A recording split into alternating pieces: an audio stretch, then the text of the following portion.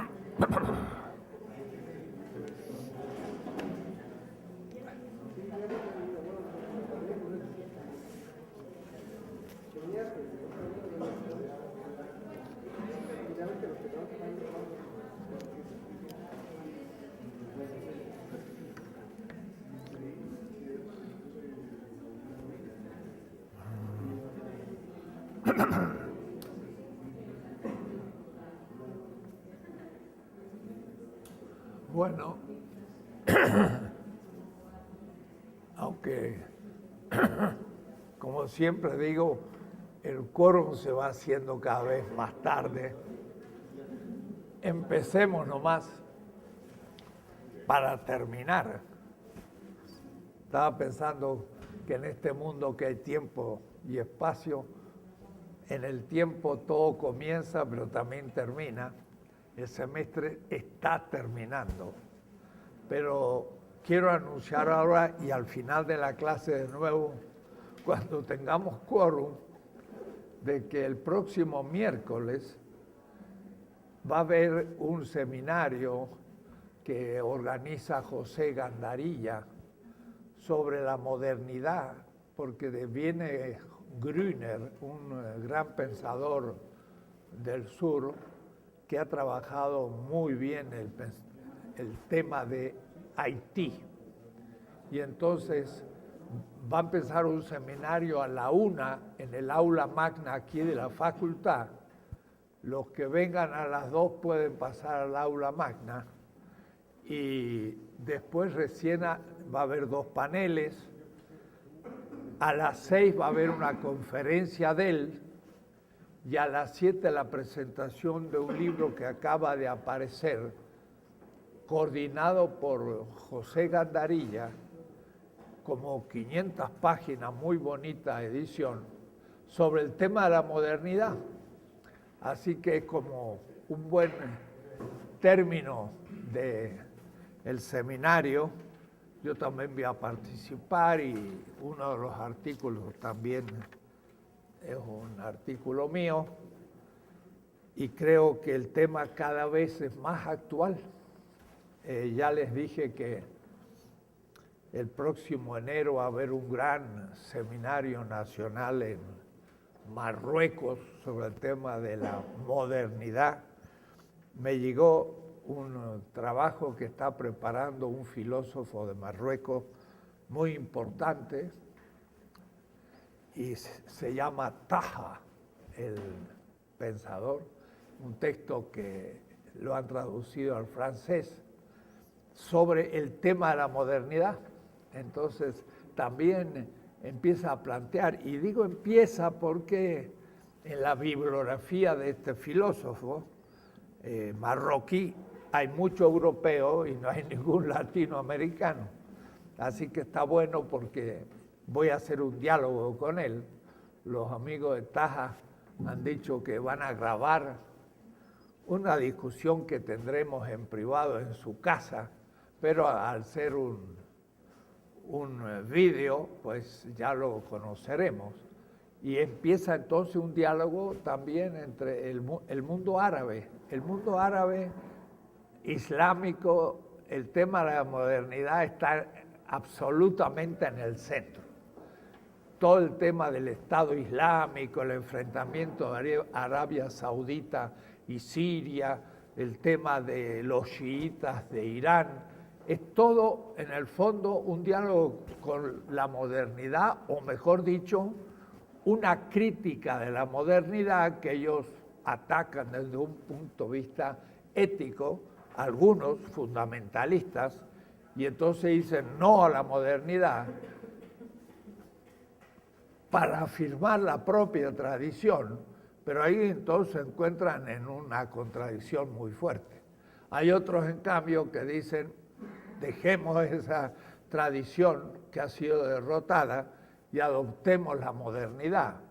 Son pocos, pero hay grupos importantes y de hecho es lo que va cundiendo en el mundo árabe. Al decir mundo árabe digo desde Filipinas pasando por el sudeste asiático, toda la parte islámica de Bangladesh, Pakistán y la India, donde estuve justamente hace 2 semanas hablando sobre el tema de la modernidad, transmodernidad, posmodernidad, en fin, todo Afganistán, Irak y llega hasta Marruecos. Entonces, el tema que estamos trabajando, pues nos ha abierto un camino y este semestre, pues ha sido realmente, está dando golpes al tema, pero no hay todavía nada sistemático. Es lo propio de un tema que se va haciendo, que vamos leyendo nuevos materiales y que ustedes mismos agregan. Debo decir que me agradaría que el trabajo final de esas 10 páginas sería entregado, Jorge, el 8, el 7, el miércoles 7 de diciembre, para los que están inscriptos y quieren nota. Los demás se llevan el aprendizaje, pero no hay certificación. Y justamente me interesaría que ya, a partir de lecturas que hayan hecho en el semestre, pues se comprometan un poco con la propia opinión que tenga del asunto y aporten algún argumento en pro y en contra. Porque al leer yo los trabajos de ustedes finales, algunos los pongo ahí en reserva y después me sirven, en lo posible los cito, pero otras veces todavía no están tan maduros, entonces no se pueden citar. Pero hacemos una tarea en común. Esta última sesión va a ser también un volver a los orígenes, porque me cayó en mano una reedición de un trabajo muy antiguo. Al decir antiguo es el año 73 y 73 y el 2016 son 43 años hace. Se llamaba Hacia una filosofía de la liberación latinoamericana, publicado por una editorial del sur, Bonum, en 1973. Acaba de ser reeditada en el 2015, el año pasado. Entonces me lo puse a leer de nuevo. Y justamente en Chiapas, en el Congreso Nacional de Filosofía, hubo una muy interesante ponencia de un compañero que está haciendo, o mejor dicho, ya termina su maestría, sobre una persona que me encanta, me gusta mucho, que ha sido recuperada por este joven investigador, que había recibido muy maltrato en algún trabajo anterior. Se llama Osvaldo Ardiles, un filósofo del sur que trabajó en Alemania y que fue uno de los principales que en las reuniones que se hacían en los años 70, pues inspiró cosas importantes. Al final de este tomito dice puntos de referencias de una generación filosófica. Está escrito, dice, desde 1971 se vienen reuniendo anualmente en un lugarcito de las montañas que se llama Santa Rosa de Calamuchita, en Córdoba, un grupo de profesores universitarios de filosofías interesados en la filosofía latinoamericana. Fueron reuniones que hacíamos unos 10, 12 profesores, pero muy simpáticas además. Íbamos con nuestras esposas, con nuestros hijos, nos tomamos unos días de vacaciones. Pero entonces las familias estaban muy bien, gozosos, y nosotros ahí discutiendo filosofía en un verdadero simposio a la manera platónica en las montañas. El primer año se planteó el método de la fenomenología existencial como camino para una hermenéutica de la realidad latinoamericana. Y el que propuso el primer tema, eran 3 días de discusión, y aunque quedábamos otros días de vacaciones, era dar un temita 20 minutos. Y nos pasábamos todo el día discutiendo. Y el que dio el primer tema de la primera reunión fue Osvaldo Ardiles. Y me acuerdo muy bien que el tema fue la filosofía como militancia. Y yo creo que ese es el tema central, la filosofía como militancia, en un sentido gramsciano, el intelectual orgánico, o un sentido sartreano, como el pensador comprometido. Pero el militante es más que eso, es una definición más de izquierda. Y Ardiles, pues, era un hombre brillante, y digo era porque ya murió joven y maltratado. Escribió un libro que parecería kierkegaardiano, porque lo persiguió la dictadura igual que a mí. Se vino a México, estuvo de profesor en algunos de nuestros planteles periféricos. Era un tanto sincero a veces cuando hablaba, y cuando las cosas marchaban mal, pues decía lo que pensaba y se ganaba enemigos muy rápido. Yo digo, era un caballito de carrera, pero tenía que hacer tareas de percherón en el sentido de llevar carros pesados en el exilio. Se quebró. Le fue mal en México, volvió a Argentina, nunca se volvió a situar, fue profesor, pero nunca en la Facultad de Córdoba, y murió medio en el desconsuelo. Por eso que me interesa mucho reivindicarlo. Tiene muy pocos trabajos, pero de mucho valor. Y justamente este trabajo del año 73, en donde él habla, pero hablamos todos, y por ahí yo no sé si es lo que él decía, o decía el otro, o decía yo, o quién. Lo mejor es que no había una originación individual, si era muy comunitario. Por eso nos citábamos también entre nosotros. Y entonces se llama Bases para una destrucción de la historia de la filosofía en América Ibérica. Prolegómenos para una filosofía de la liberación. Osvaldo Ardiles. Y entonces empieza el tema, es largo, es un artículo de 30 páginas, en la manera como hablábamos, pero en cierta manera como lo seguimos haciendo. El tema propuesto para este trabajo ofrece dificultades de tal entidad que avanzar hacia eventuales soluciones es menester previamente efectuar algunos cortes en un enunciado titular. Y va hablando. Y la primera cita que hace es de la fenomenología de Hegel. Y dice, pero como decía ya en el siglo pasado Hegel, no es difícil ver, por lo demás, que nuestro tiempo es un tiempo de parto y de transición hacia una nueva época.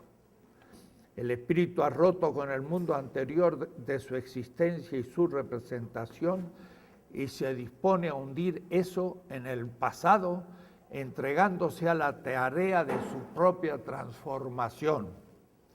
El espíritu ciertamente no permanece nunca quieto, sino que ella siempre en movimiento incesante progresivo. Es un texto más bien inspirado en Hegel, positivo, no es crítico de Hegel todavía. Y el segundo texto es de Carlos Marx. Dice, no solo tiene que conquistar un mundo nuevo, sino que tiene que perecer para dejar sitio a los hombres que están a la altura del nuevo mundo. Este es un texto de Marx en la lucha de clases en Francia en 1848. Y veo que lo cita en el MEV, Verlag Dietz, Berlín, 1971, el año anterior había estado en Alemania y lo está traduciendo al alemán. Esto porque Ardiles fue criticado por un colega profesor de esta facultad hoy, de un populista antimarxista, y fue el que nos advirtió sobre la escuela de Frankfurt, que hablaba de Marx y lo hacía en alemán. El crítico de Ardiles ni sabe el alemán, ni podía citarlo como lo hace Ardiles, pero por eso lo dejó muy mal en un libro sobre la filosofía de la liberación latinoamericana. Y de ahí que estoy muy contento de la reivindicación que se está haciendo de Ardiles y de otros maltratados también. Entonces, el primer punto es mundo e historia. Y entonces ahí ya se ve esta actitud de plantear el problema filosófico, pero desde la historia. ¿Cómo puede la filosofía aquí y ahora hacerse cargo desde dentro de la problemática que le plantea su situación concreta? Y esta pregunta nos lleva ineludiblemente a otra. ¿Cómo ha respondido el quehacer que reivindica para sí el nombre de filosofía de su itinerario americano a esta exigencia constitutiva? La exigencia es pensar el aquí y el ahora. Y para responder estos interrogantes que estimamos necesarios, debemos emprender una destrucción de la historia de la filosofía en América, le llama él ahora indoibérica, que desmonte los elementos de su discurso para hacer posible la emergencia de lo que en él se haya oculto, nuestra originalidad. Estamos hace 43 años, pero parecería actual todavía. Hay gente que no se desayuna de estas cosas y sigue pensando en Europa. No voy a leer todo. Tercer punto, la estructura de la conciencia colonizadora. Estamos hablando hoy de la descolonización epistemológica. Dice, el encuentro de la conciencia europea con lo que dominaremos lo originario precolombino, asumió la forma de un choque cultural sin parangón en la historia de la humanidad. Por un lado, la Europa moderna, y moderna está subrayada. Claro que yo le diría, la Europa que llegó todavía no era moderna, y se hizo moderna por llegar. Pero bueno, la Europa moderna, presente en la cristiandad hispánica. Y por ahí me cita diciendo, bueno, esto de cristiandad colonial lo propone fulano de tal, que soy yo, pero estamos hablando. Por otro, un conjunto de civilizaciones que vivían en los estadios que van del paleolítico al calcolítico sin haber alcanzado la edad del hierro. Eso casi es una cita textual de un texto mío. Eso de edad calcolítica, que es la edad ni siquiera del bronce, porque nuestros indígenas no usaban tampoco el bronce, estaba antes del bronce. En el choque, lo originario precolombino no fue desraya cubierto, sino lisa y llanamente conquistado. Y no podía ser de otra manera. Las condiciones estructurales de la cultura europea exigían tal tipo de comportamiento. Frente a la leyenda negra de la conquista que hicieron los países del norte de Europa contra España, y la leyenda rosa, donde los españoles, más bien franquistas, se defienden de la leyenda negra, son dos leyendas, proponemos otra alternativa teórica que ve en las peculiares condiciones de las civilizaciones precolombinas y de la cristiandad hispánica el factor decisivo del curso histórico que tomaron las cosas en América desde el arribo de Colón. Y dice lo siguiente, siguiendo: se sabe que la conquista de América fue uno de los momentos más importantes dentro del proceso de la expansión europea que caracteriza los inicios de la modernidad. Y modernidad lo pone con mayúscula. Ahí estaba ya apuntado el tema. Para Ardiles, igual que para todo el grupo, la conquista era el origen de la modernidad. Ni antes ni después.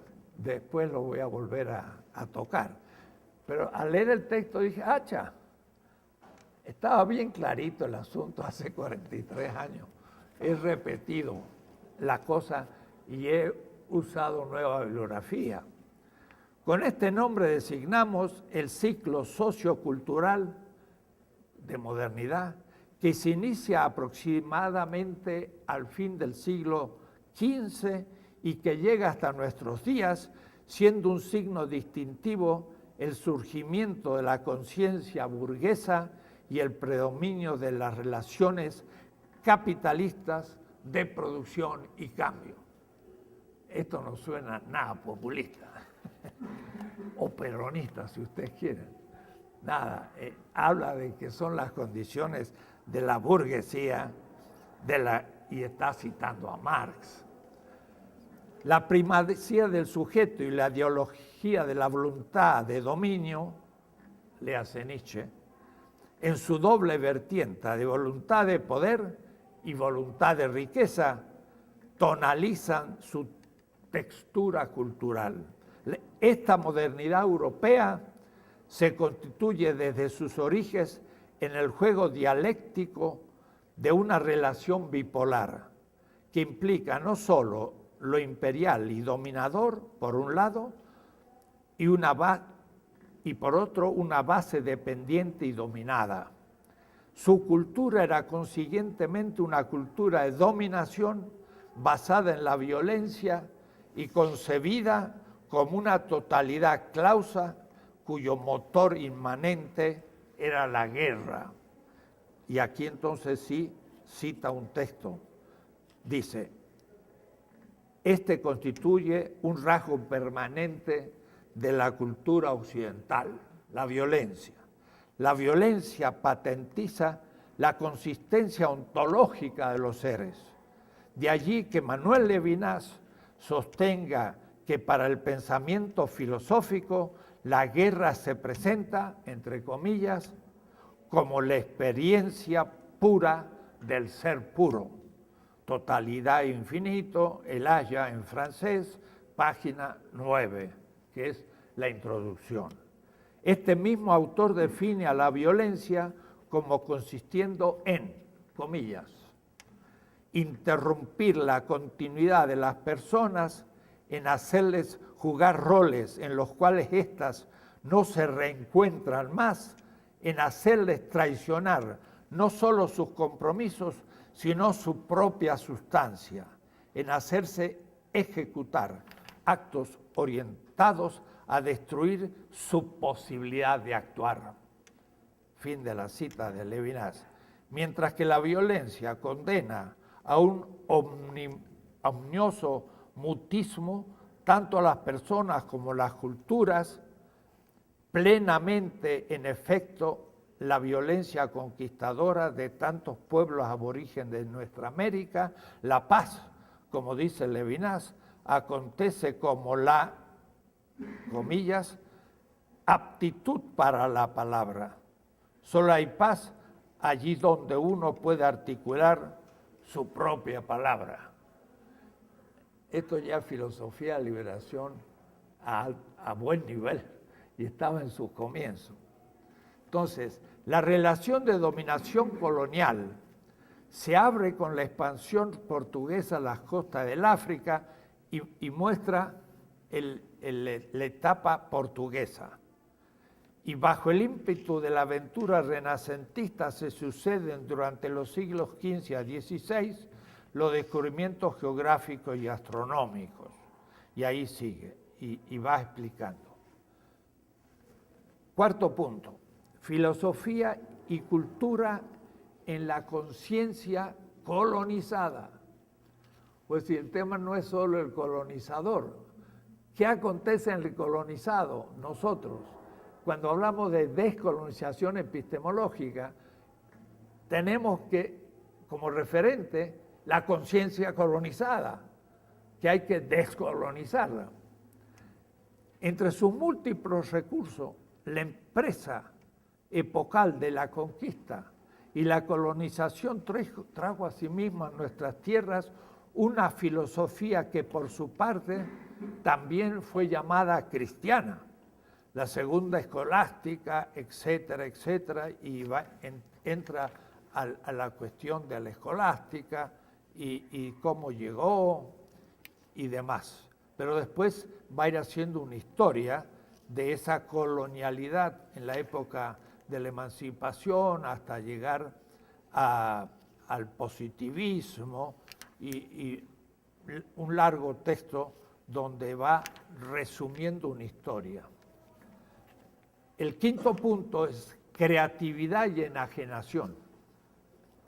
Los tres periodos en que hemos dividido la historia de la filosofía en América indo-hispánica, esto es, el de la hegemonía española, el de la anglo-francesa y de la norteamericana, nos han demostrado la continuidad sociocultural dada por la voluntad de dominio que orienta el ciclo de la modernidad. En cada uno de dichos periodos, es decir, la española, la anglo-francesa, más bien siglo XIX, positivismo y demás, y la americana posterior, la filosofía en sus grandes líneas se ha comportado como conciencia enajenada y enajenante, logos encubridor al servicio de los intereses y motivaciones de la dominación. La empresa de la conquista y sometimiento importó sus correspondientes armas intelectuales, junto con las carabelas y los arcabuces, los caballos y las bacterias. Acuérdense que las enfermedades mataron a la mayoría de los indios.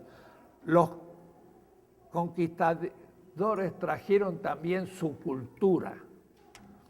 No ha existido una filosofía de nuestra América originada en o vertida sobre su peculiar problemática socioexistencial. Su historia se reduce, como ya lo indicara Salazar Bondi. Ahí empezó el partido. Y se refiere a Salazar Bondi ya como dado 69, 73, 3 años antes, porque el texto es el 72 y se publica. Es decir, que están muy actuales en cuanto a lo que se está produciendo en América Latina. Su historia se reduce a la del paso por nuestras naciones de las corrientes filosóficas eurooccidentales más o menos adaptadas a las condiciones locales con miras a su aplicación práctica. Lo estoy leyendo porque además escribe muy clarito, escribe muy bien. Y entonces aquí cite un texto de Salazar Bondi, pero lo interesante es cuál le ha interesado más. Salazar Bondi escribe: la filosofía sirvió para operar sobre la realidad americana y adquirió de ella sus marcas reales, pero la realidad fue comprendida según la filosofía producida en Europa, como el mundo de Dios y del Rey, como una república, la europea, como un orden del espíritu en que América tenía un lugar secundario, etc. Hubo pues una adopción de una imagen del mundo con el doble valor que tiene este término, de asunción de algo extraño y de modificación de tu estatus o condición en la realidad. Fin de la cita larga de Salazar Bondi. Y dice Ardiles, así se explican las variaciones de octava, los cambios registrados doctrinales y aún las ejecuciones de oído respecto a las versiones originadas operadas en nuestra subcultura, es decir, los filósofos académicos. Como conclusión primera de la destrucción emprendida, podemos afirmar que en la América ibérica no ha existido una tradición filosófica autóctona que reúna los caracteres de propiedad, originalidad y originariedad, esto es, que nos pertenezca como expresión de nuestras necesidades específicas, que hunda sus raíces en nuestro origen y que haya aportado nuevos enfoques e ideas al acervo cultural de la humanidad, partiendo de nuestras específicas problemáticas teóricas. La historia de la filosofía fue la de un reflejo, lo que Carlos Pereda llama sucursalero. Esto es un poco más culto, lo de sucursalero es más impactante. Es un puro reflejo, es un eco del que hablaba Sartre en Los Condenados de la Tierra, es una importación, como el distribuidor de Coca-Cola, presidente de la República, y de una mímesis de imágenes del mundo acuñadas por el pensar noratlántico, el Atlántico Centro, al servicio de la dominación. Y sigue. Ya tiene todo un tono, su discurso crítico y latinoamericano. Ya es una filosofía distinta. Ardiles es expresión de esto. Entonces sigue haciendo toda una descripción actualísima, como si no hubiera pasado un segundo, como decía Bartolomé Las Casas, cuando ve a los indios ahí desnudos en el Caribe, dice como si no hubieran pasado 6 horas de Adán y Eva. Y ahora yo digo, este texto es como si no hubiera pasado un segundo y lo estuviera escribiendo en el 2016. Hacer una filosofía en esta tierra extraña y semibárbara, claro, para los europeos, consistía en repetir continua y forzadamente los tópicos de la dominación. Cuando la moda europea, diríamos, parafrasando a Sartre, bueno, ya me refería al mismo Sartre, gritaba positivismo, se repetía jubilosamente ismo. Cuando la voz de la orden metropolitana decía tomismo, aquí se la repetía en ismo. Cuando las ondas hertzianas y el celular le transmitían existencialismo, nuestros receptores captaban sordamente ismo. Nuestro persistente filosofar se nutría incesantemente en esos ismos. Por eso ese realismo nuevo me viene a volver a decir, y lo repetimos de nuevo, no dando cuenta que hace rato lo habíamos descubierto, esos ismos tardíos que imantaban las sensitivas inteligencias de nuestras élites y también el entusiasmo de nuestros estudiantes en filosofía cuando se reúnen en el café a discutir Nietzsche y el posmoderno y tantas cosas,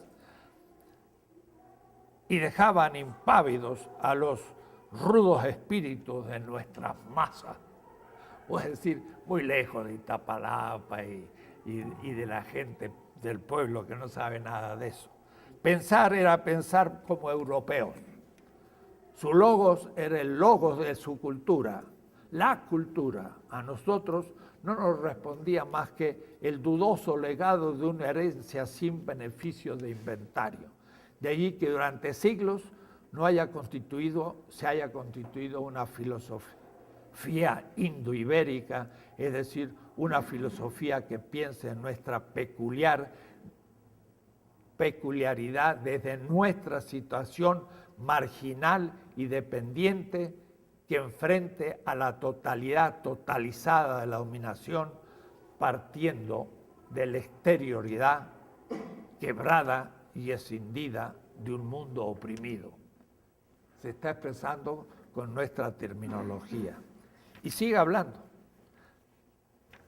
Terminemos como principiamos, reafirmando nuestra convicción de que en la América indoibérica todo impone la necesidad de lo nuevo, con mayúscula. Tarea nuestra es hacer lo posible. Próximo se encuentra el momento en que la historia se hará transparente a sí misma, mostrando su verdadero agente productor. Entonces, también nuestro filosofar habrá perdido su carácter episódico y escindido de la vida de un pueblo. Entonces habrá llegado la hora de su más fecunda creatividad. Dejaremos, como lo dije antes, de ser objetos pasivos de una historia enajenada para convertirnos en autores de lo propio. Nuestra conciencia perderá su actual condición lunar, reflejo de luces extrañas. Está bueno, la luna, refleja el sol, pero no es el sol. Nuestra conciencia perderá su actual condición lunar de enmascaramiento ideológico y adquirirá dominio de sí misma y su capacidad creadora y estructuradora del mundo posible, de una percepción ahondada de nuestra menesterosidad para brotar la de nuestro ser que todavía no es. Y ahí termina ese espléndido texto de Ardiles. Yo creo que se ha avanzado. Y por eso cuando yo pues soy invitado en Marruecos o en la India, y ahora me llegó de nuevo un mail y me dice, bueno, ya tiene que preparar la conferencia que va a dar para iniciar el primer Congreso Mundial de Analogía en Polonia. El curso que di aquí fue escuchado por los polacos y me invitan ahora a un Congreso Mundial sobre la analogía. Ahora tengo que escribir un paper para presentarlo, pero eso es fruto de esta propuesta.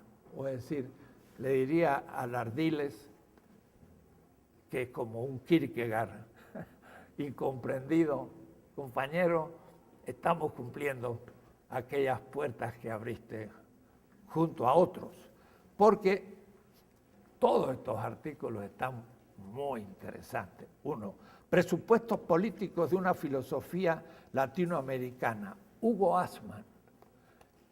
Y es interesante ver un poco el currículum de ellos. Hugo Asman nació en Brasil en 1933, ya murió.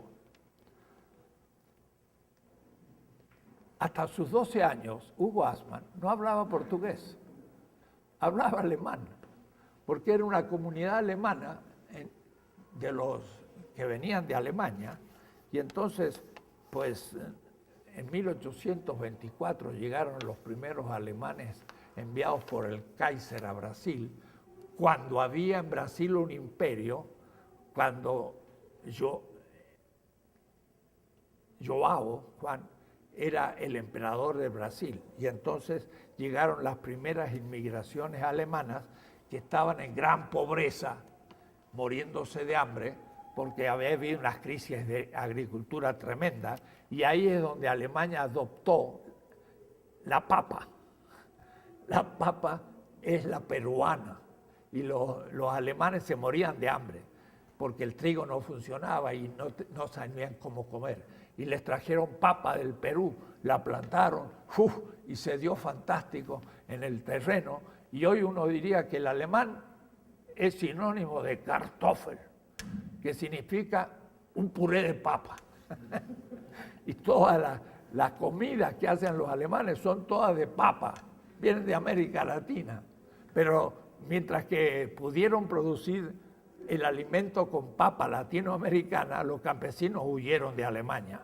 Y entonces el Kaiser alemán habló con el emperador del Brasil y le envió una cantidad de pobres que fueron a colonizar ahí al sur de Brasil, regiones inhóspitas, ni indígenas había casi, pero también había, selvático, y hicieron colonias. Hugo Assmann viene de esas comunidades, que en 1940 todavía no hablaba portugués. Miren qué notable. Ahora, para un filósofo no está mal, porque sabe el alemán perfecto y fue profesor en Münster, Hugo Assmann, ¿no? Y lo habíamos invitado y participó en ese encuentro.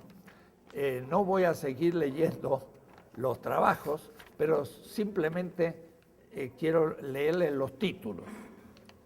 Filosofía y cultura nacional en la situación latinoamericana, Mario Casalla. Este ha sido el más criticado, porque después pasó la derecha peronista, pero hoy es especialista en pensamiento judío y muy aceptado por la comunidad judía argentina. Así que muy de derecha no debe ser, porque se terminó especializándose en pensamiento judío, ni que fuera un sionista de derecha, pero no es el caso. Bueno, aquí hay uno para una filosofía política indoamericana, América en la utopía del Renacimiento, Horacio Ceruti, también era del grupo, uno de los más jóvenes. La dialéctica del centro y la periferia en el pensamiento de Hegel, de Sand. Ahí yo presenté el método analéctico y la filosofía latinoamericana. La mala conciencia del filósofo latinoamericano, Daniel Guillot. Él fue un excelente profesor de filosofía contemporánea. Hizo su tesis sobre la Levinas. Le cayó arriba la dictadura, lo echaron de la facultad. Para sobrevivir se dedicó a la computación y no hizo más filosofía. Murió también joven. Aníbal Fornali, un santafesino, política liberadora y educación. Metafísica e ideología, Kine, profesor en Santiago del Estero. Lógica de la negación para comprender América, Rodolfo Kusch. Rodolfo Kusch fue alumno de Carlos Astrada, el más grande heideggeriano de América Latina, que en 1930 fue alumno de Heidegger en Alemania y escribió su primer libro en alemán sobre Ser y Tiempo. Pero fue cambiando a tal punto que llegó a escribir un libro que se llama El mito gaucho, donde interpreta la simbología del gaucho. Y Kusch fue alumno de Carlos Astrada, también muy criticado por Horacio, diciendo Kusch es una cosa espantosa. Pero él estuvo profesor en Lima, en La Paz, y fue el primero que empezó a intentar una filosofía del mundo andino. Se pasó 10 años entre los indígenas aymara y hizo una tarea muy interesante porque aplicó Heidegger al pensamiento indígena y empezó una reflexión, también criticado como una persona de derecha. No es justo. Kusch y después Agustín de la Riega, está Arturo Roig, está Juan Carlos Escanone, Trascendencia y Praxis Liberadora y Lenguaje, y en fin, otros trabajos. Los tenía estos días en mi mano y es interesante que ya ahí se planteó muy clara la crítica a la modernidad, desde las primeras palabras de Ardiles. Entonces, con esto dejo una pequeña reflexión de cómo el tema había sido planteado desde hace mucho. Paso al segundo tema de hoy, que es intentar, no un resumen, sino más bien como un avance o una cierta reflexión sobre lo que hemos hecho, pero a partir justamente del artículo de este filósofo de Marruecos, Taha, que me han enviado el artículo en francés para ese seminario que va a haber en enero. Al leer el artículo, pues me desencantó un poco, porque claro, quizás por presión del gobierno o por vaya a saber cómo, Taha hace un análisis muy semejante a Habermas. O es decir, todavía no ha adquirido una posición firme ante la modernidad. Y les debo decir a ustedes que le escribí un mail a Ramón Grossfogel, y me dice, no, tiene muchas otras obras, Taha, no lo juzgue por este pequeño artículo que tuvo que escribir rápido para el próximo congreso. Te voy a enviar otros. Pero lo que él dice allí es algo interesante. Hace una descripción de la modernidad como un espíritu creativo, pero en abstracto. Es notable que no toma la modernidad en la historia, no la toma desde una cierta problemática de dominación absolutamente, y entonces lo trata como que la Europa moderna fue una enorme creatividad civilizatoria positiva. Pero al mismo tiempo, como musulmán, encuentra que se contradice. Pero claro, las críticas que hace no son el tipo de críticas que hacemos nosotros. Son más bien éticas, pero éticas un tanto abstractas. Esa inmoralidad de la modernidad, como lo puede entender un árabe. Yo ahora tengo que estudiar más de Taha para poder realmente decir, pero propone algo así como debemos depurar la modernidad. Y entonces sí podríamos adaptarla, pero modificándola, pero en el fondo tomándola. Claro, ¿qué significa eso? Bueno, significa que hay aspectos de la modernidad que no pueden dejarse de lado, pero voy a indicar después cuáles podrían ser. Pero la cuestión todavía está muy inicial. Debo decir entonces que en el sur, en la India, qué decir en la China, ahí ni siquiera he intentado todavía empezar el diálogo, pero la adopción de la tecnología moderna es masiva, pero tan masiva que ha superado a Estados Unidos, pero no imitándolo, sino superándolo y creativamente, es decir, no hicieron como los japoneses, los chinos, de imitar primero a Estados Unidos y después mejorar los productos. No, hay productos que son desde otra origen, otra intuición del producto mismo. Lo que pasa es que los chinos son los que inventaron la revolución industrial. Ellos son los padres de la tecnología moderna, los chinos. Y ahora en estos días, hoy, miércoles 23 de noviembre, estamos viviendo una experiencia muy especial. El hecho que el presidente de Estados Unidos diga, nos retiramos del Tratado del Pacífico. No nos interesa eso porque hemos perdido dinero siendo la policía del mundo. Vamos a volver a Estados Unidos para crear trabajo. Bueno, una cosa utópica para Estados Unidos, porque Estados Unidos lo que hace es exportar. Y exporta pero al mismo tiempo sus productos ya están producidos fuera y a bajo salario. Si los quiere producir dentro, a altos salarios, van a subir esos productos y ni los norteamericanos van a querer comprarlos porque van a ser más caros. Les va a cobrar impuestos a los otros, pero eso significa que Estados Unidos pierde el Pacífico, porque se quiere salir del Tratado del Pacífico. ¿Les deja el Pacífico a quién? A los chinos, porque ellos dicen libertad de comercio. Ahora tomaron la consigna del liberalismo y del neoliberalismo. Hay que dar libertad, mientras que el Tratado de Libre Comercio era proteccionista. Vamos a hacer un pacto contra los chinos para vendernos entre nosotros y que no nos entren. Era ya una actitud negativa del vencido, mientras que los otros, como están en plena producción. Me compré una tetera, o decir, para hacer té chino. Y no se imagina, la voy a traer en otra clase por el próximo semestre para mostrar la simplicidad de ese diseño y las novedades que tiene. Claro, el té en China es como, no el tequila, sino algo mucho más cotidiano. En China no hay lugares para tomar agua, sino sale agua caliente, porque la gente lleva sus teteras, pone agua caliente y como tiene su té, toma té.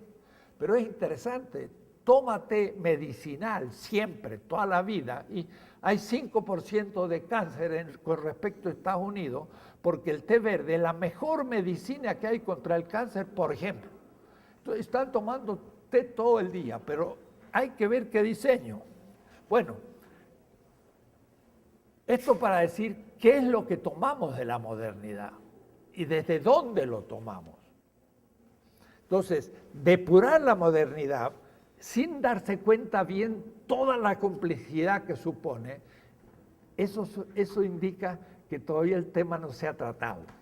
En el mundo árabe quiero ver cómo se trata ese tema. Ya ese artículo me advirtió cómo va a ser mi ponencia en ese congreso. Va a decir cuáles son los supuestos de un juicio sobre la modernidad, que no es solamente sobre la tecnología, y no es solamente sobre la inmoralidad, sino sobre la ontología de la modernidad, la concepción de la vida, de la individualidad, de la comunidad, de la historia, del progreso, de todo eso que también se manifiesta en la tecnología y en el modo de la ciencia y en otras cosas. Bien, modernidad, para depurarla y hacer otra, es la actitud de algunos, que se diferencia de la de Habermas, que como la modernidad tiene una utopía, o yo diría aún tiene postulados, igualdad, fraternidad, libertad, son postulados, nunca los ha podido cumplir. Pero entonces Habermas puede decir en el fondo, el proyecto de la modernidad realizado está inacabado todavía, hay que cumplirlo. Y por eso entonces es optimista con respecto a la modernidad. No destruye su núcleo, ni siquiera yo creo que lo capta Habermas, sino que dice, no hemos llegado todavía a realizarlo. Era un poco como venerables marxistas que decían, el socialismo real pues, no es el socialismo realizado. La realización del socialismo queda en el futuro, pero no vaya a ser que el socialismo también sea un postulado en el cual el único real es el socialismo real y no tiene capacidad más que para ser real siempre. Y por lo tanto, no vaya a ser que el socialismo sea todavía moderno. Pero no significa que los postulados del socialismo los debemos dejar de lado. Tenemos que asumirlo en un proyecto más complejo que el socialismo, pero ese es el tema. Tenemos que empezar a tener un criterio de subsumir aquello subsumible de la modernidad capitalista y también de la modernidad socialista. Y entonces, mire, el tema es qué criterios tenemos que ejercer, qué es lo que dejamos y qué es lo que asumimos. Y de pronto lo que surge no es, de nuevo, bueno, pero no me quiero adelantar. Otra visión del asunto fue la de Wallerstein, que pensó el primer Wallerstein, antes de discutir con nosotros serían los decoloniales. Modernidad e ilustración era casi lo mismo para Wallerstein. La modernidad comienza en el siglo XVIII y es la cultura de la revolución industrial, que es el capitalismo propiamente dicho, porque es el capitalismo del plusvalor relativo para Marx, mientras que antes había del plusvalor absoluto, y eso lo hubo en toda la historia. Aunque también en toda la historia hubo plusvalor relativo, pero muy poco. Y el estampido de la revolución industrial se debe no a la invención europea simplemente, que se inspiró mucho en los chinos, y tampoco la creatividad de los chinos, sino lo que ya muchas veces he explicado. El mercado competitivo exige a corto plazo el producir con menor valor. Y producir con menor valor es disminuir la proporción del salario en el valor del producto. Y para eso hay que meter mejor tecnología. La tecnología no crea valor, pero disminuye la proporción del salario en el valor de la mercancía. Cuidado. Y entonces el leitmotiv, el punto de partida de la creación de la tecnología fue en el siglo XVIII el criterio de la competencia del capital, que el que no se actualizaba tecnológicamente producía con demasiado valor, es decir, con demasiado precio, no vendía sus productos y desaparecía del mercado. O usted tiene tecnología o desaparece. Entonces todos tenían que crear tecnología. ¿Pero con qué criterio? Con el criterio del aumento de la tasa de ganancia. Y eso llevó a ser mortal, porque se usó la tecnología más antiecológica y ante la vida necesariamente, porque no se puede usar en corto plazo una tecnología ecológica, necesita largo plazo, muchos años, pero eso no resiste la competencia. Eso permitiría a un Estado que dijera, vamos a producir con energía solar. Y entonces la tecnología que se adopta tiene que ser de energía solar. Y entonces todos entran con otras reglas de juego. Hay que crear tecnología, pero no para el próximo año, sino para 10 o 15 años. Y entonces si cambiamos el ritmo de la creación, porque tenemos distintos criterios, se puede crear tecnología ecológica, pero no según el criterio del capital, sino un criterio racional de la comunidad en fundamento de la vida y regido por el Estado. Pero no a la manera de la planificación socialista, que hasta decía qué forma tenía que tener cada botón. ¡Ah! Eso no importa. Son criterios estratégicos muy pocos, pero que cambian la sustancia del sistema, y no qué tipo de vestidos voy a usar. El blue jean significa que vamos a dejar el blue jean y nos vamos a poner la moda china, indostánica, bantú o azteca. No, podemos usar la vestimenta actual, pero quizás hasta la modifiquemos encontrando otra que es más interesante que la que estamos usando ahora. Pero eso no es la esencia de la cultura. Hay que ir a otros aspectos. Bien, Wallerstein pensó que era la ilustración, la modernidad, y dijimos no, empezó antes y estuvo de acuerdo y asumió a Bartolomé Las Casas desde el siglo XVI. En el libro Commonwealth, Antonio Negri entonces dice, hay unos decoloniales, ya nos conoce, hasta con nombre y apellido, nos nombra. Dice, pero en el fondo es una crítica a la modernidad y nada más, es negativa, es antimoderno. Lo que necesitamos, dice Negri, es una altermodernidad, pero es otra modernidad de nuevo. O es decir, un poco con pisa taja y nada más, porque Habermas no propone otra modernidad, sino concluir la misma, pero cumpliendo sus postulados. Taja dice hay que depurarla, pero es la misma modernidad. Otra modernidad sí podría ser redefinida, pero si redefino su sustancia, ya no es modernidad. Entonces no es otra modernidad, sino otra cosa que la modernidad. Entonces hay que leer el Commonwealth y ahí no funciona. La posición de Bolívar, que la modernidad empezó antes de la conquista, por lo tanto no lo constituye la colonialidad, la modernidad, y sobrevivirá el capitalismo.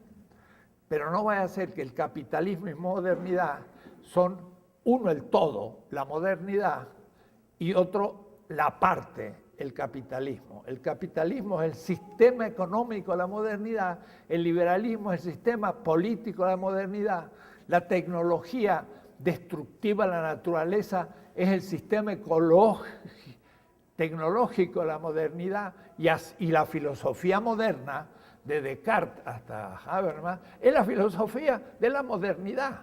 Y entonces no la podemos aceptar tampoco, tenemos que criticarla y ir más allá. Esas serían algunas de las posiciones, tenemos que describir otras y ir completando este margen. La otra posición es ir más allá de la modernidad. Y ir más allá de la modernidad de manera aparente fue el posmodernismo. El posmodernismo intentó decir, hay que criticar la modernidad, vamos más allá de la modernidad. La palabra post significa que es después, pero es un después que en el fondo no critica su esencia, sino sus extremos o sus excesos. Entonces, de nuevo, sería un poco como la posición de Taja. Hay que depurar la racionalidad de la modernidad, pero sin darse cuenta, siendo europeos, tiene una visión eurocéntrica. Entonces, el tema del eurocentrismo está en Habermas, estaba en Wallerstein, está en Negri, hay que ver si está en Bolívar, pero posiblemente, y ciertamente está en el posmoderno, porque la situación posmoderna, Lyotard se da en París, Bátimo se da en Torino, o el otro se da en una ciudad norteamericana, pero un pueblo como Nairobi está en situación posmoderna, Iztapalapa está en posición posmoderna, ahí más bien es el caos colonial, pero no posmoderno, es otra cosa. Entonces, por eso hay una crítica a la crítica de la modernidad, de la posmodernidad, y esto pues tiene muchos cultores. Más allá de la modernidad real, sería entonces ya pensar que entramos a una nueva época. Así como Hegel hablaba de una nueva época, la modernidad, con un entusiasmo y un decir radical, yo creo que hay que pensar radicalmente la entrada a una nueva edad del mundo. Otra. Y por lo tanto hay que cambiar la sustancia ontológica de la modernidad. Si la modernidad tiene muchos etos, y estoy de acuerdo, ella, sin embargo, es también un eto, uno, porque yo puedo hablar del eto moderno en respecto al eto medieval, pero también puedo hablar del eto hindú, chino o indostánico, que son un eto que a su vez está construido por muchos etos. Cuando yo digo indostánico, ¿qué digo? ¿La visión hindú o la visión budista o la visión del yaísmo? Hay como 5 o 6 grandes escuelas distintas, unas que son completamente ascéticas y otras en cambio que son sumamente que aprecian el placer y que lo viven, los sutras y demás. O es decir, y sin embargo los indios de la India, uno ve que se diferencia de los chinos y del Islam. O es decir, que también debemos hablar de etos, un etos más general de los etos particulares de una cultura. El etos que viene va a superar el etos moderno, tenemos que definirlo, pero la actitud del etos moderno en general es también lo mismo desde un punto de vista límbico, emocional, porque el etos va por el lado ético, práctico, emotivo, y no tanto por el lado conceptual. En el conceptual es lo ontológico y el etos es más bien la actitud de lo que Zubiri llamaría el tono afectivo. Bien, la India es muy distinta al Islam. Yo estaba leyendo ahora una obra de un autor iránico, Shariati, y al hablar de Mahoma, es interesante, dice Mahoma tiene como dos brazos, uno de la paz y del amor y de la comprensión, pero en el otro también tiene que jugarse. Y entonces Mahoma es también jefe de ejércitos. El personaje Mahoma dirige un ejército en campos de batalla, ¿no? Entonces tiene dos aspectos, un aspecto de la paz, de la construcción, de la comprensión semita, pero al mismo tiempo del uso de la violencia para eliminar el mal. Y entonces es muy distinto, es como si viéramos nosotros, ahora sí, un fundador del cristianismo que en vez de morir crucificado, que significa, lo he dicho mil veces, la silla eléctrica de los rebeldes que se levantaban contra el imperio como Espartaco, que lo viéramos un poco como Cortés, con una espada en una mano y con el evangelio en la otra. Eso es un poco Mahoma, y Shariati mismo lo muestra, siendo un gran pensador y de liberación, pero diciendo también a veces hay que jugarse a un nivel histórico de cambio. Entonces, eso es un etos, y por eso el etos islámico es también un etos que entra a la historia. Por ejemplo, la expansión islámica fue fulgurante. Del 626 empieza a ocupar las tribus y en el 50 llegas a los bordes del desierto arábigo y en el 70 se ha tragado todo el Medio Oriente, todo lo que es Israel hoy, parte de Siria, conquista nada menos que al Egipto. ¿Qué era el Egipto en el siglo VI? Era nada menos que un Egipto alejandrino, de Alejandro Magno, pero eran de los Ptolomeos. Era un Egipto griego copto, completamente cristiano.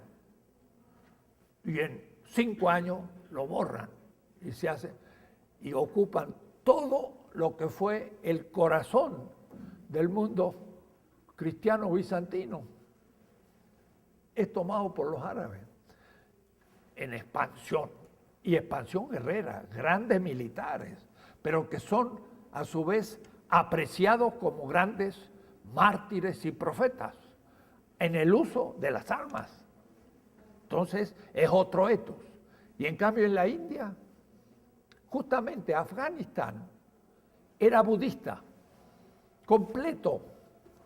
El budismo expulsado de la India se extendió en Afganistán. Era todo un reino pacificado. No había casi ejércitos.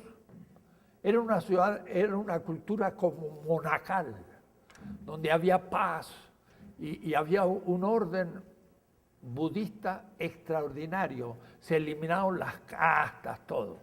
Pero llegaron un grupo de militares musulmanes y se trajeron a Afganistán en 2 años porque no había ejército, porque el budismo estaba en contra de la violencia, mientras que el Islam usaba la violencia como arma de expansión ética. Y eso explica muchas cosas, ¿no? Entonces hay un ethos de las grandes culturas y hay un ethos de la modernidad, uno, además de internamente otros, y ese es el que hay que cambiar.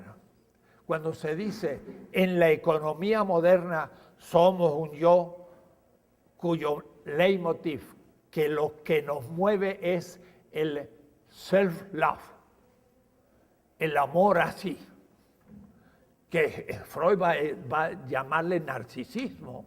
El amor a sí es lo que tenía Narciso, ¿no? Mirándose en el lago, su propio rostro lo encontró tan bello que al fin quedó extasiado ante sí mismo, se cayó y se ahogó. El narcisismo. Pero el fondo de ese ethos es una afirmación de un yo que se ama a sí mismo, y ese es el tema que Adam Smith soluciona con el mercado. ¿Cómo es que el amor a mí mismo hace que yo quiera ser rico y produciendo bienes hago el mejor bien común porque el país acumula riqueza? Y entonces para... ¿cómo se llamaba el autor holandés de Las colmenas de las abejas?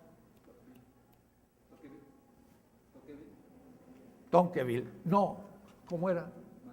Mandeville, vaya, se me escapó. Tocqueville me venía y no está.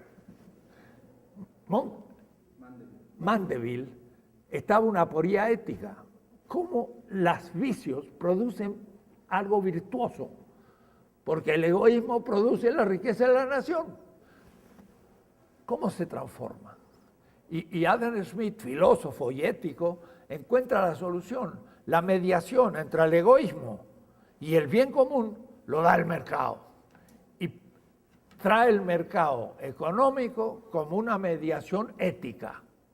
Yo lucho por lo mío, pero en el mercado la mano estoica del Dios, no de un Dios cristiano, sino del destino, maneja las cosas de tal manera que aunque yo no vea esas reglas, lo cierto es que sale el bien común. El origen de la riqueza de las naciones sale por intentos individuales de amor egoísta que sin embargo se hacen común. Y la benevolencia existe esto. Pero claro, Adam Smith, para llegar al origen de la riqueza de las naciones, que era la parte secundaria de su ética, escribió la teoría de los sentimientos sociales. Y en esas es que funda en la ética su economía. Pero eso es la esencia de la modernidad, como ethos y como economía. Y eso va a pasar también al liberalismo, porque entonces cada uno debe, siendo individuo que tiene un proyecto personal y que está en lucha con los otros, sin embargo, por el contrato y por las instituciones sociales, puede conciliarse y surge una sociedad que en el fondo va a ser el liberalismo. Pero eso surge desde un tipo de concepción ontológica, antropológica, y todos estos niveles que yo no puedo aceptar de la modernidad. Eso no puedo modificar una parte y decir vamos a adoptar la modernidad. La modernidad es todo esto y esto hay que cambiarlo desde la base. Tenemos que tener otra antropología, otra ontología, otro ethos, otra concepción del ser, de la realidad. También ese nuevo realismo que nos habla que hay una realidad, la modernidad se traga la realidad, la define desde el proyecto humano, idealistamente. Por eso el idealismo es lo propio de la modernidad, y de la realidad lo que le interesa es lo cuántico, y lo cualitativo se pierde. Lo instrumental para los fines humanos, y pierde la dignidad a la naturaleza, y pierde el respeto a la naturaleza, y entonces le explota a la naturaleza, la usa como medio para acrecentamiento del capital y otros fines. ¿Pero qué hace? Destruye a la naturaleza, la enferma. Esto es el último aspecto, la enferma. O es decir, el plástico invade los océanos, los peces se mueren, porque hemos hecho con la atmósfera, el smog, con el hueco de ozono, nos vienen los rayos ultravioleta, no podemos respirar, pero además los basuras de nuestra propia producción se depositan en la tierra y enferman la naturaleza, de la cual comemos. Y entonces hay una relación realista con la realidad, ya no pensada, sino realista. Es el momento en que uno agarra un pedazo de naturaleza, un trigo, un maíz, y me lo como. Porque el ser humano es corporalidad, no es un alma que tiene un cuerpo. Soy mi cuerpo. Y entonces cuando como esa naturaleza que he enfermado, me enfermo. Y eso es una limitación absoluta en este momento del capitalismo. Todos empezamos a enfermarnos, porque la naturaleza que comemos está enferma, porque los productos de la alimentación son mercancías y no son producción sagrada que deberíamos sacar del mercado porque se va a constituir en nuestro cuerpo. El criterio no tendría que ser producir pan para sacar ganancia, sino producir el mejor pan, cueste lo que cueste, porque va a ser mi cuerpo. Pero para eso tendría que sacarlo del mercado. Pero para sacar el alimento, tengo que sacar el vestido, y tengo que sacar la casa, y tengo que sacar todo, porque todo tiene que ver con mi corporalidad. Entonces es otro mundo, es otra edad. Y sin cambiar ni el cemento, ni la casa, ni toda la tecnología, cuidado, pero al cambiar el criterio, empieza a cambiar también hasta su forma, porque entonces las cosas pueden ser más discretas, pueden ser, miren, en los Japón hay casas que se hacen de cartón, porque no se necesita paredes tan fuertes en algunos casos, y entonces, ¿por qué hacerlas de cemento y todo si pueden ser de cartón, al menos las habitaciones interiores?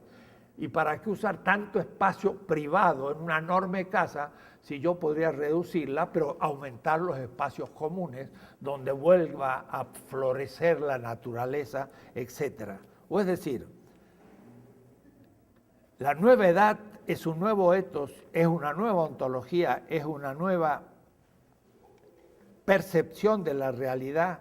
No es un universo, sino es el pluriverso del que yo he hablado. Y entonces de lo que se trata es, cambiándole su sustancia, su núcleo ético-mítico, diría Ricoeur, ahora tener criterios de subsunción de aquello que puede ser utilizada en la nueva edad del mundo, al nivel que no hay que abandonar. Gandhi, y me lo preguntaron en la India, ¿usted propone lo de Gandhi? No, Gandhi se puso a volver a tejer con los antiguos instrumentos de tejido, como diciendo, toda la maquinaria textil es un problema. Entonces yo vuelvo antes de la modernidad en la tecnología. No, eso primero es imposible y además es inútil. No es útil. El asunto es que qué de la tecnología puedo tomar que me ayude a ser más humano, pero con un criterio que no sea el capital, sino la vida, y que me permita aún mejorar una tecnología, pero descartar otras. Entonces, el tema va a ser los criterios de selección de lo que podemos subsumir de la modernidad, pero no como una nueva modernidad, sino de este nuevo etos y nueva ontología y nueva visión del mundo, que le saquemos a la modernidad ciertos instrumentos y los pongamos en el nuevo proyecto. Pero algunos, los que sean recuperables, los que no son recuperables, hay que perderlos. Es decir, hay ciertas cosas que son realmente innecesarias, aunque parezcan muy bonitas, pero habría que tener criterios. Hay que recuperar lo mejor, pero no como una tecnología fundada en el criterio del capital, sino una tecnología fundada en el criterio de la vida. Y de ahí entonces que el postulado tecnológico sería la vida perpetua, no como Kant, que es un postulado válido, pero a otro nivel, la paz perpetua. La paz perpetua, piensen bien, es un postulado necesario y hay que asumirlo. Es un postulado en la línea de la legitimidad, el consenso y la democracia. En la paz perpetua, alguien dirá, es una posición sobre la guerra, sí, pero la guerra como solución de un conflicto. ¿Cuál es el otro? Habermas dice, reunámonos en igualdad de derechos, discutamos, pongamos razones y llegamos a un acuerdo racional. No nos vamos a dar de pistolazos, como hacen los americanos. Los americanos hasta ahora lo solucionan todo con la guerra. Son el pueblo más violento de la historia humana desde su inicio. Y por eso la gran escopeta, que era muy grande e incómoda, le cortaron el caño, la organizaron y hicieron el revólver. El revólver es justamente la violencia individual, que lo pone el caballo y sale el cowboy.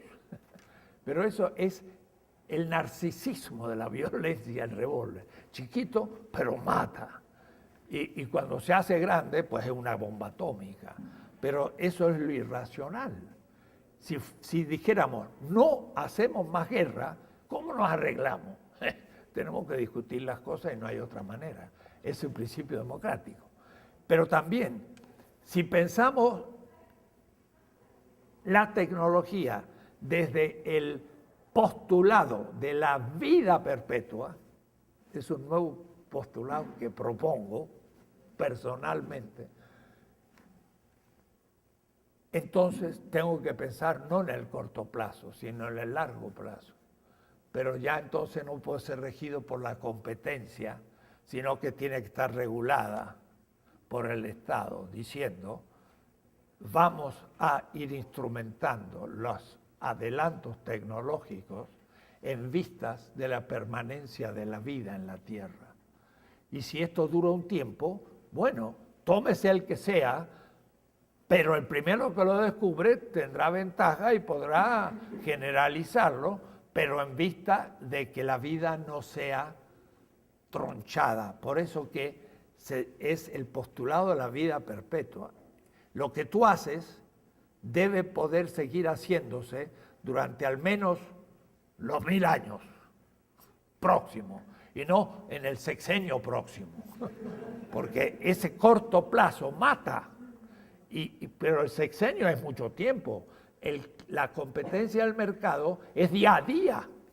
Porque si hoy día yo meto un producto en el mercado más barato, hoy empezó a matar todos los demás. Y eso no son 6 años, es apenas un verano. La moda de verano mató a toda la moda del verano del año pasado. La moda es justamente una manera de imponer nuevas mercancías y destruir el valor de uso de las antiguas mercancías estando intactas y pudiéndolas usar muchos años, las tiro a la basura porque ya no está de moda, pero es útil, pero no está de moda, entonces lo tiro. ¿Qué significa la moda? Una artimaña para matar el valor de uso de los objetos cotidianos e imponer nuevos objetos porque son nuevos. Y eso Baudrillard le llamaba el valor de la diferencia, que no era ni de uso ni de cambio. Uso la última moda para ser diferente a los demás. Y claro, en el caso de la mujer o el varón, para que lo miren, porque es distinto. o distinta. Y al ser distinta, pues tiene más candidatos, en fin, más posibilidades. Pero claro, al principio la moda es carísima. ¿Por qué? Porque poca gente puede por un zapatito tal pagar 50 veces su valor de uso. Y entonces poca gente lo puede usar. Y mientras que lo usa poco, todos dicen, no, mira esa muchacha, mira ese muchacho. Y entonces ahí va compitiendo con los otros y ganando la batalla de la competencia, la belleza. Pero a los 2 años ya todo el mundo la usa porque le hicieron en plástico. Y entonces también en el barrio uno se apareció con esa misma zapato de plástico, pero que parece el otro, y todos dicen, mira, qué bueno, pero después ya todos lo usan porque está barato y ya nadie mira a nadie porque lo tienen todos. Entonces hay que inventar la nueva moda. Por eso los indígenas se visten desde hace 500 años de la misma manera, porque no tienen moda. Y las culturas cambian el vestido cada siglos, porque lo usan hasta que ya está inútil. Pero no solo en la unidad de la mercancía, lo usen hasta que se rompe y ya no sirve, hacen otro. Pero además no lo cambian porque el vestido es parte de la tradición y es como la cédula de identidad de quién soy. Entonces, ¿cómo voy a cambiar de identidad? Entonces, es otro criterio el que tiene, el que dice la vida perpetua. El tema de la factibilidad es qué adoptar de la tecnología moderna en vista de la vida. Y lo mismo en la política. ¿Qué adoptar de un poder no como dominación y del Estado moderno, sino un Estado que se base en el poder participativo de la comunidad y representativo obediencial del elegido? Porque yo hablaba del poder obediencial, pero ya se ha depurado la cosa.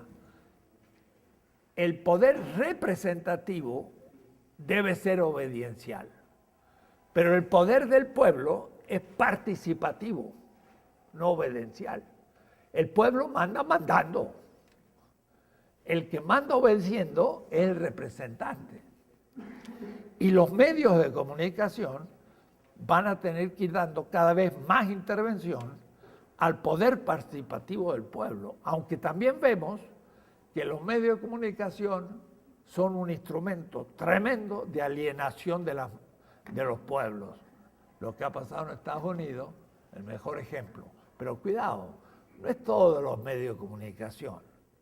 Sí, que el 55% de las mujeres de Estados Unidos blancas hayan votado por Trump, significa que más que pensar en el feminismo, son racistas. Blancas, más racistas que antimachistas. Porque el tipo es un machote. No, ninguna mujer tenía que votarlo. Pero como es un racista, también desacredita a los no blancos. Entonces, la mujer blanca elige. ¿Qué es más importante? ¿Que me haya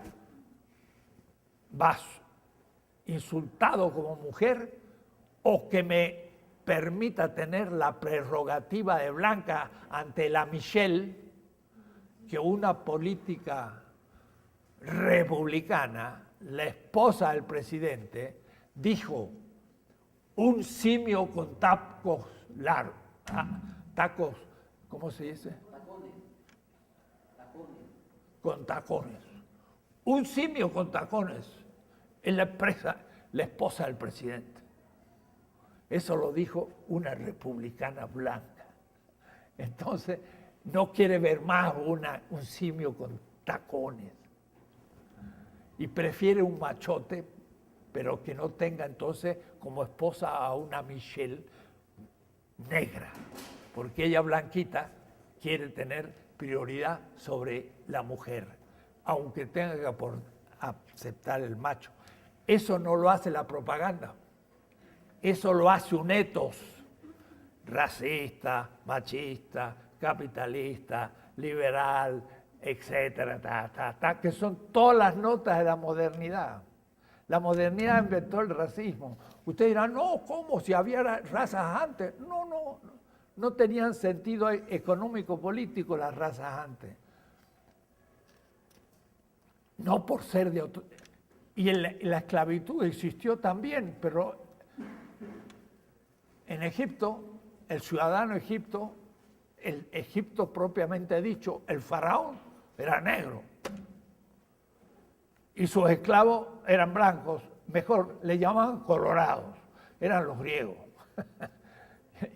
y Cervantes, un blanco, fue esclavo de un señor libre, rico y poderoso de Marruecos, negro, berebere.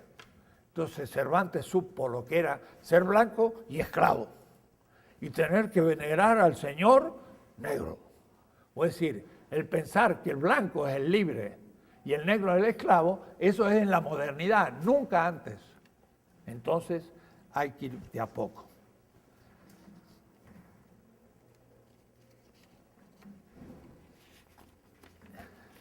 De ahí que el pensar que la nueva edad no debe ser capitalista significa prestar atención a las experiencias puntuales de empresas, por ejemplo, de manejo del mercado, ya no con criterios capitalistas, que son muchas y muy pequeñas y nadie sabe cuál va a ser generalizada. Estamos en una etapa de transición que va a durar 10 años, 20 años, 50 años, un siglo, no, más. Así que nadie se imagine ver esa nueva edad. La vamos a ir construyendo y yo pensaba y decía, los jóvenes entre 70 años, pues por fin verán la gran revolución. Ni siquiera. La gran revolución no es instantánea, dura siglos. Pero hay que irla construyendo todos los días y ser felices en vivir una vida ya no moderna, personalmente. Hay que ser coherente. De ahí que cuando este grupo de compañeros marxistas de la Facultad de Economía tienen un mote, le llaman, se pusieron no solamente a estudiar a Marx, sino a cambiar su régimen alimenticio. Yo me dije, ya cayeron en el folclore. Pero ahora estoy pensando que es coherente. Que pensar la crítica del capitalismo significa, por ejemplo, en la vida privada, cambiar el ritmo de alimentación por la salud y además para no entrar en el sistema capitalista de alimentación. Entonces, no es contradictorio. Me caía mal, empiezo a darme cuenta del sentido. No capitalista, no ecologista, no va a ser universalista, no va a ser un realismo instrumental, no va a ser machista, no va a ser racista, habrá superado el colonialismo, o es decir, una cantidad de cosas que tenemos que tomar línea a línea para empezar a pensarla como una gran transición que durará 1, 2, 3 siglos hasta una nueva civilización. Si en el interín no apretaron el botón, hubo una guerra atómica y desapareció el Homo sapiens y las cucarachas que resistieron empezarán de nuevo la evolución, vaya a saber a qué fines llegarán, a un ser humano mucho más interesante o quizás nunca más aparezca en el universo nuestra aventura, que de paso no sabemos cómo es que surgimos, porque es un misterio. Y a veces cuando uno afronta ya el fin de la vida, también dice, ¿y la vida qué sentido tiene? No es fácil. Para eso está la filosofía. Pero se queda bastante ignorante de las cosas importantes. Pero yo creo que esto es más urgente hoy porque estamos ante la crisis de la última etapa de la modernidad, es la modernidad americana. El americanismo que ha atrapado a la propia Europa moderna. Y hoy Europa se está modernizando, americanizándose después de la Guerra Mundial. Pero ese americanismo, tenemos que abrir los ojos, está en plena crisis. Y estos días uno no puede creer de escuchar la televisión. Ayer yo veía la televisión alemana, unas discusiones tremendas. Si Estados Unidos deja ser el policía de la tierra, que hemos criticado, de pronto los europeos se dan cuenta que ¿quién los va a proteger? ¿Contra qué? Contra los rusos, que la OTAN y Estados Unidos ha creado como enemigo para poder tener la industria de guerra. Entonces los europeos ahora dicen, tenemos ahora que protegernos nosotros mismos, vamos a tener que gastar dinero en armas. O hablar con los rusos. Y como dice Marcuse en El hombre unidimensional, lo primero que se hace al otro es ponerle una E mayúscula, enemigo. Y después ya lo puedo negar, matar, hacer lo que sea, porque es el enemigo bárbaro. Es el ser, yo, y el no ser. Entonces, el ser es América, es la modernidad, el no ser es lo bárbaro anterior, atrasado, o es también lo que se opone a la modernidad, pero como la modernidad se define desde el capitalismo, el anticapitalista es hasta moderno, y entonces el socialista era antimoderno y era el enemigo. Era la Unión Soviética, ahora Rusia. Y si los europeos le dicen a Putin, ¿qué tal si nos arreglamos? No como dicen los policías en la calle, pero si nos arreglamos, voy a decir, nosotros necesitamos el gas y usted necesita, pues empecemos a trabajar juntos. Los norteamericanos van a quedar desesperados. Gracias a que eran los policías de la tierra, habían fijado un límite y habían dicho quién era el enemigo. Si ahora se vuelven a casa y dicen, gasten ustedes en armas, hacemos paces con el enemigo y no necesitamos armas. Y entonces se quedaron solitos, porque en el Pacífico no hay más tratado del Pacífico, se lo chupa China. Y el Atlántico era de la OTAN, pero si hacen la paz con Putin, y parece que el tal Trump, el primero que llamó por teléfono ha sido a Putin. No va a ser que sea mejor que la Clinton. Y entonces cambia todo de pronto. Y esta es una crisis de la modernidad muy fuerte, porque surge China, surge lo bizantino, y el sur puede tener ahora mucho más movilidad. Entonces estamos en una encrucijada mundial realmente importante. Es necesaria una teoría, por eso más que nunca, que muestre negativamente, como le gustaba decir a Marx. Marx decía, el pobre, mejor dicho, el trabajo vivo ante el capital negativamente era un pobre, pero positivamente era la fuerza creadora del valor. Negativamente, positivamente. Será necesaria una teoría que negativamente descolonice epistemológicamente nuestra cabeza. Eso es el momento negativo, descolonizarnos y buscar por todos los lados argumentos descolonizantes.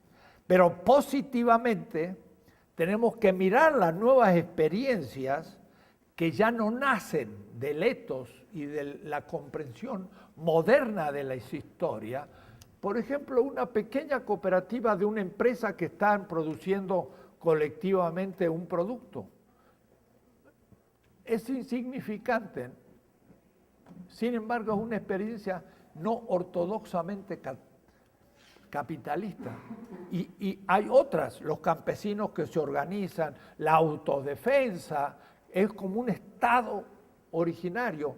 Los zapatistas, son pequeñas experiencias, pero miren, el cuerpo humano con una pequeña proteína puede de pronto cambiar todo el mecanismo del cuerpo, crear anticuerpos y terminar con la peor enfermedad.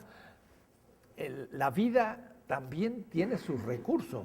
Entonces, positivamente, hay nuevas experiencias que son transmodernas y que se inspiran en experiencias premodernas, como muchos pueblos originarios, pero también se pueden generar en experiencia de otros pueblos, por ejemplo, el respeto a la naturaleza, en una ontología que no diga como Descartes, res extensa, sino viviente. Y si es viviente, cuidado con matarla, porque entonces si yo mato los vegetales y los animales, quito la posibilidad de la reproducción de la vida. Así que tengo que reverdecer la naturaleza y la naturaleza. Experiencia de otros pueblos y también la experiencia que en la propia modernidad los grupos populares han hecho como resistencia, de donde va a salir la solución. Sí, son tres. Son los anteriores, son los simultáneos de otras culturas y lo de adentro que se ha ido produciendo.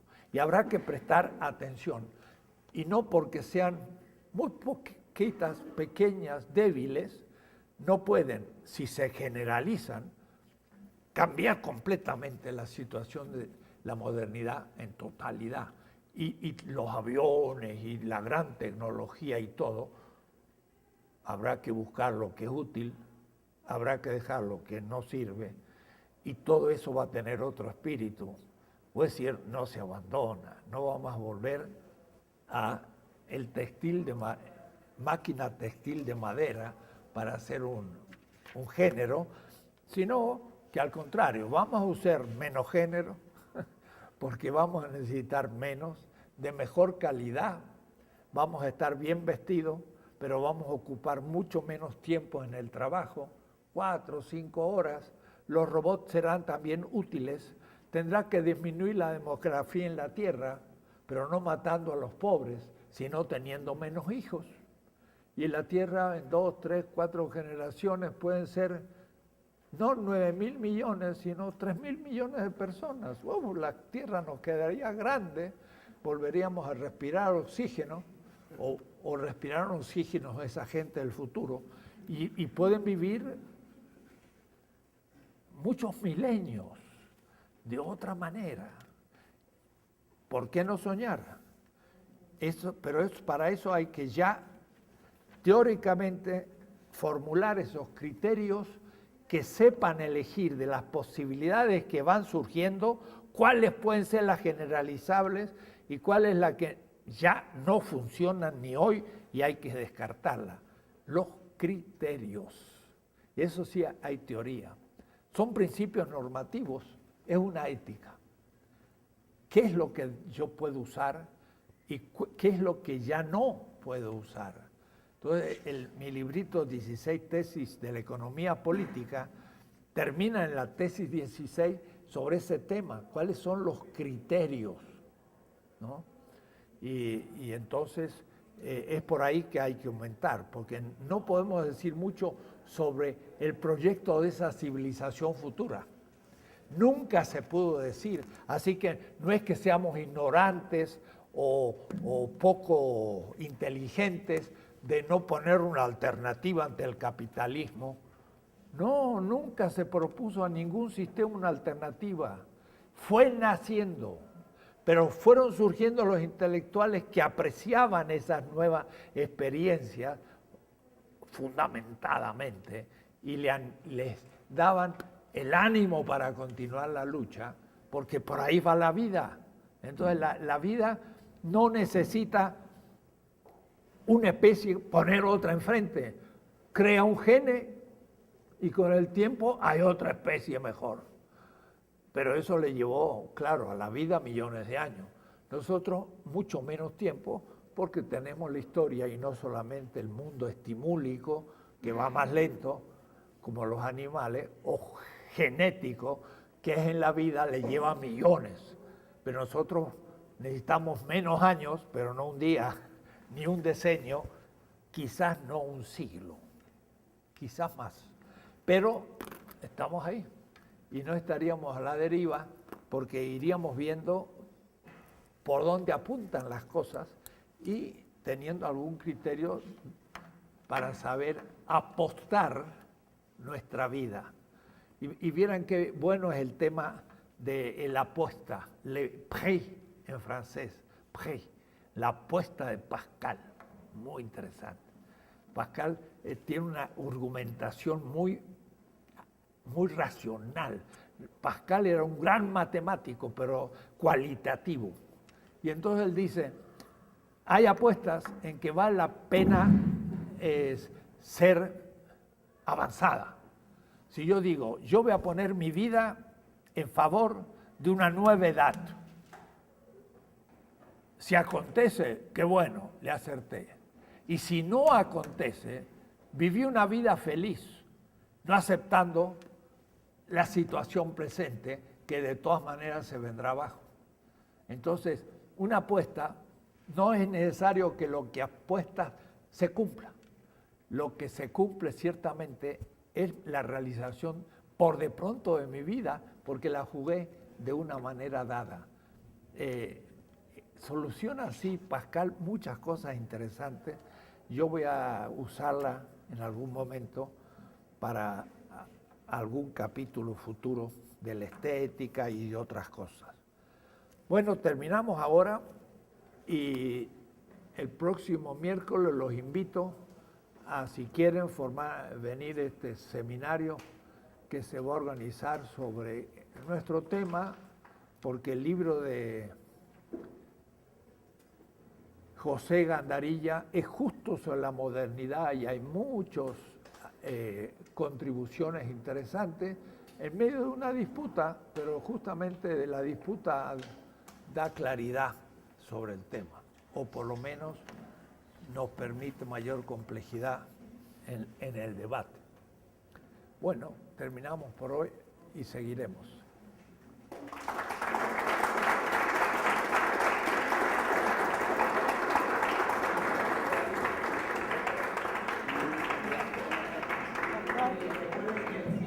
Una pregunta, al terminar el seminario, ¿vas a continuar la clase o hoy termina el seminario?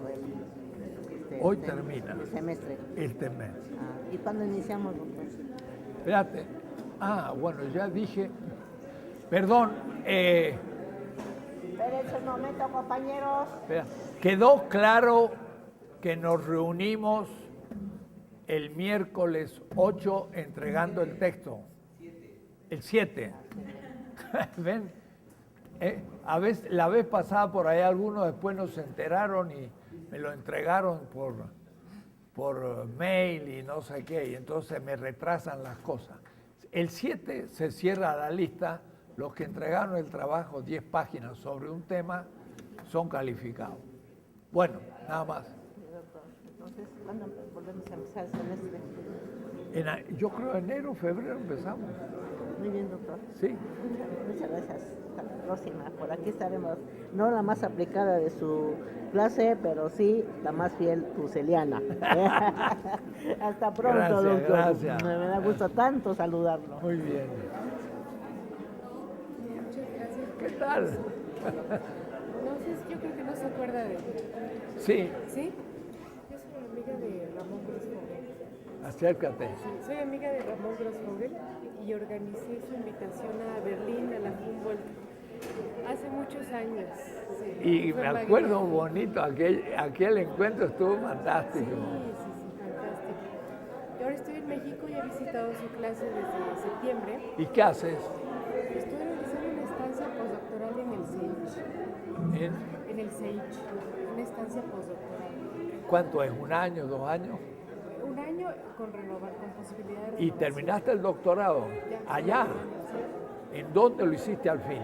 En la Universidad Humboldt, en el Instituto de Antropología de Europa. Oh, Y mi tema fueron los museos de la migración en Francia y Alemania. Por eso ahí conocí. mira qué temita ahora, oh, explosivo. No, ya era explosivo. Ya Pero conocí ahora, pero mira, qué cosa, yo el otro día comentaba, la Ángela, ¿no? La primer